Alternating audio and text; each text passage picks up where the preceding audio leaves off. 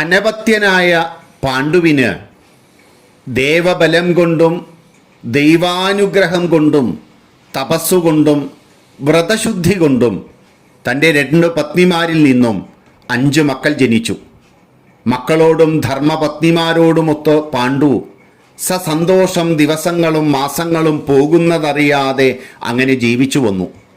സന്തോഷത്തോടുകൂടി കഴിയുന്ന ഒരു ദിവസം കാലത്ത് പുഷ്പിതമായ കാനനത്തിൽ അവിടത്തെ എല്ലാ പ്രകൃതി ഭംഗിയും ആനന്ദിച്ചുകൊണ്ട് പാണ്ഡു മാദ്രിയും ഒന്നിച്ച് നടക്കുകയായിരുന്നു. സുന്ദരിയായ അവളെ ഏകാന്തതയിൽ കണ്ടപ്പോൾ പാണ്ഡു മാരപരവശനായി തീർന്നു. മന്മഥ ബാണപീഠ കൊണ്ട് തൻ്റെ മനസ്സിനെ നിയന്ത്രിക്കാൻ പോലും പാണ്ഡുവിന് പറ്റാതിരുന്നു. നിയന്ത്രിക്കാൻ പറ്റാതിരുന്ന പാണ്ഡു മാദ്രിയെ തൻ്റെ ശരീരത്തിനോട് ചേർത്തു പിടിച്ചു.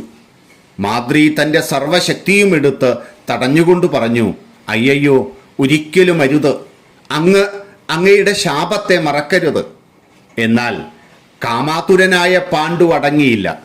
കാലചോദിതനായ അദ്ദേഹം ഭാര്യാഗമനം ചെയ്യാൻ തയ്യാറെടുത്തു. ഭാര്യാഗമനം ചെയ്തപ്പോൾ മുനിശാപം മൂലം ധർമാത്മാവായ പാണ്ഡു കാലധർമ്മം പ്രാപിച്ചു. ഹൃദയം നിലച്ച് മരണപ്പെട്ടു. മാദ്രിയുടെ വിലാപം കേട്ടുകൊണ്ട് കുന്തി പുത്രന്മാരെയും കൂട്ടി അവിടേക്ക് ഓടിയെത്തി. മക്കളെ അകലെ നിർത്തിക്കൊണ്ട് അടുത്തു വരാൻ മാദ്രി കൈകൊണ്ട് ആംഗ്യം കാണിച്ചു. മക്കളെ അകലെ നിർത്തി കുന്തി വേഗത്തിൽ ഓടിച്ചെന്നപ്പോൾ പാണ്ഡു മണ്ണിൽ മരിച്ചു കിടക്കുന്നത് കണ്ടു. മാദ്രി കരഞ്ഞുകൊണ്ട് പൂഴിമണലിൽ വീണുരുളുന്നതും കണ്ടു. ആ കാഴ്ച കണ്ട് കുന്തി വാവിട്ട് കരഞ്ഞു.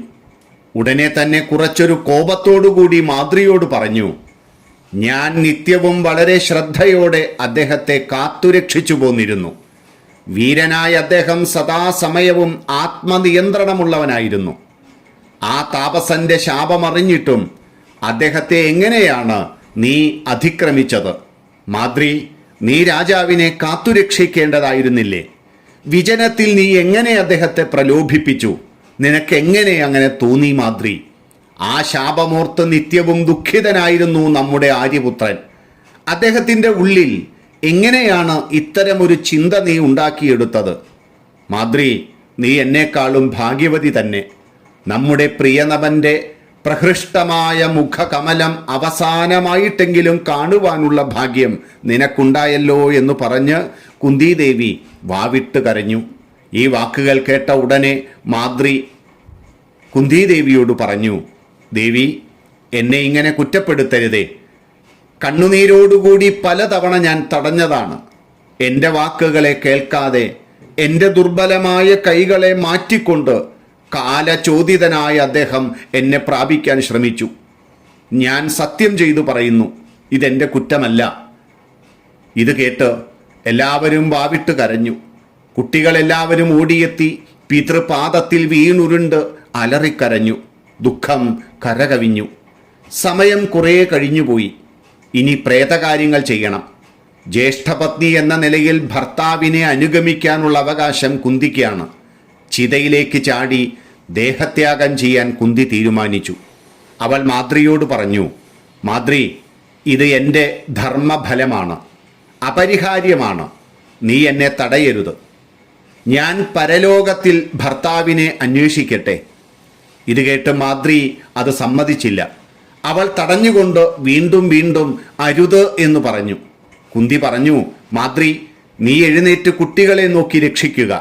വീരപത്നിയായ ഹേ മാദ്രി, ഞാനിതാ നിന്നോടിരുന്നുകൊണ്ട് പറയുന്നു, എന്നെ പോകാൻ അനുവദിക്കുക. ഇത് കേട്ട് മാദ്രി പറഞ്ഞു, ധീരനായ എൻ്റെ പ്രിയനെ ഞാൻ തന്നെ അനുഗമിക്കും. ദയവ് ചെയ്ത് എന്നെ അനുവദിക്കുക. കാരണം ഞാൻ അതൃപ്ത കാമയാണ്.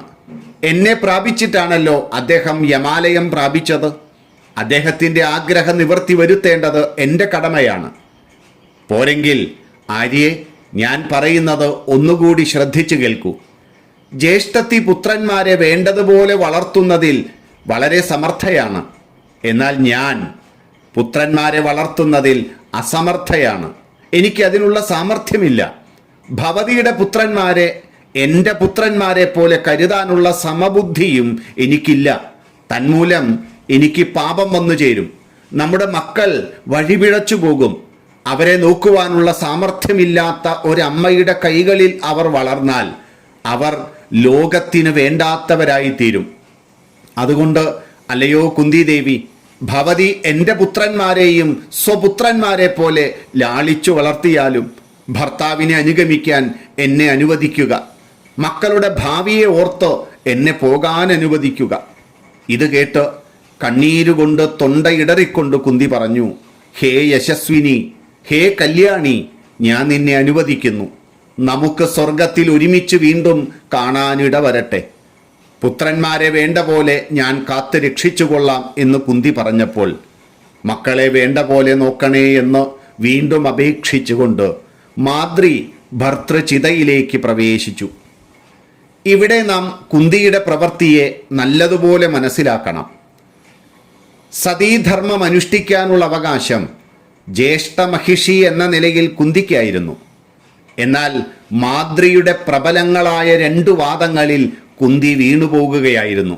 അല്ലെങ്കിൽ സ്വയം തൻ്റെ അവകാശത്തെ കുന്തി തന്നെ നിഷേധിക്കുകയായിരുന്നു. ആ പറഞ്ഞ 2 വാദങ്ങളെ നാം മനസ്സിലാക്കണം. ഒന്ന്, മാദ്രിയുടെ ശരീരത്തിൽ കിടന്നാണ് പ്രിയതമൻ പ്രാണൻ വെടിഞ്ഞത്. അതുകൊണ്ട് അതിന് കാരണക്കാരി താനാണെന്നും താനാണ് സതീധർമ്മം ചെയ്യേണ്ടത് എന്നതായിരുന്നു ഒന്നാമത്തെ വാദം. രണ്ടാമത്തെ വാദമാണ് കൂടുതൽ പ്രബലമായത്. മക്കളെ സമമായി സ്നേഹിച്ചു വളർത്താൻ താൻ അശക്തയാണ്. എല്ലാവരെയും സ്വപുത്രന്മാരായി കാണുക എന്നത് എത്ര വലുതായ കാര്യമാണ്. അതിന് മാദ്രിക്ക് സാധിക്കില്ല എന്നവർ വ്യക്തമാക്കിയതോടെ കുന്തി ആ കർമ്മം ഏറ്റെടുത്തു. പരേതനായ പതിയോടും പുത്രന്മാരോടുമുള്ള കർത്തവ്യമാണ്. അത് ചെയ്യുക തന്നെ വേണമല്ലോ. ചെയ്യാതിരുന്നാൽ പാപവുമാണ്. പത്നീധർമ്മം മാത്രം അനുസരിച്ചാൽ മാതൃധർമ്മത്തിന് ലോപം സംഭവിക്കും. എല്ലാവരെയും ഒരുപോലെ നോക്കി വളർത്തുക എന്നത് വലിയ കഷ്ടമാണല്ലോ. അതുകൊണ്ട് ആ കഴിവ് ജ്യേഷ്ഠത്തിക്കുള്ളതുകൊണ്ട് ഞാൻ തന്നെയാണ് ചിതയിൽ ദേഹത്യാഗം ചെയ്യേണ്ടത് എന്നതായിരുന്നു മാദ്രിയുടെ വാദം. മാത്രമല്ല, അത് കേട്ടതോടുകൂടി തൻ്റെ അനുജത്തിയുടെ ആഗ്രഹം കഴിയുമെങ്കിൽ സാധിപ്പിക്കേണ്ടത് ജ്യേഷ്ഠത്തിയുടെ കർത്തവ്യം കൂടിയാണ്. ഇത് മനസ്സിലാക്കി കുന്തിദേവി സമ്മതം മൂളുകയാണ്. കുന്തിയെ സംബന്ധിച്ചിടത്തോളം തുടർന്നുള്ള ജീവിതത്തെ നാം നോക്കുക. അഗ്നിപ്രവേശത്തേക്കാൾ പ്രയാസമേറിയ സംഗതിയായിരുന്നു പിന്നീട് കുന്തിക്ക് ചെയ്യാനുണ്ടായിരുന്നത്. ധർമ്മനിർവഹണത്തിനായി സ്വയം സ്വീകരിച്ച ഒരു ത്യാഗമായിരുന്നു അത്. അങ്ങനെ ജീവിതത്തിൽ മുഴുവൻ ദുഃഖവും ഏറ്റെടുക്കാൻ സ്വ അവകാശത്തിൽ നിന്ന് മാറി തൻ്റെ കനിഷ്ഠയ്ക്ക് അതിനുള്ള അവകാശം കൊടുക്കുകയാണ് കുന്തിദേവി ചെയ്തത്. ഏതായാലും പാണ്ഡുവിൻ്റെ ചിതാകാര്യം നടത്തേണ്ട സമയം വന്നു. അവിടെ ഉണ്ടായിരുന്ന സന്യാസിമാർ എല്ലാവരും ചേർന്ന് പ്രേതകർമ്മങ്ങളെല്ലാം ചെയ്തു. കുന്തി നിലയില്ലാത്ത ദുഃഖത്തിൽ കരഞ്ഞുകൊണ്ടേയിരുന്നു. മക്കളെയും കെട്ടിപ്പിടിച്ചു കുന്തി കരഞ്ഞുകൊണ്ടിരുന്നപ്പോൾ കണ്ടുനിന്ന മനുഷ്യരും മൃഗങ്ങളും കണ്ടുനിന്ന വൃക്ഷങ്ങളുമെല്ലാം ആ കൂട്ടത്തിൽ കരഞ്ഞു.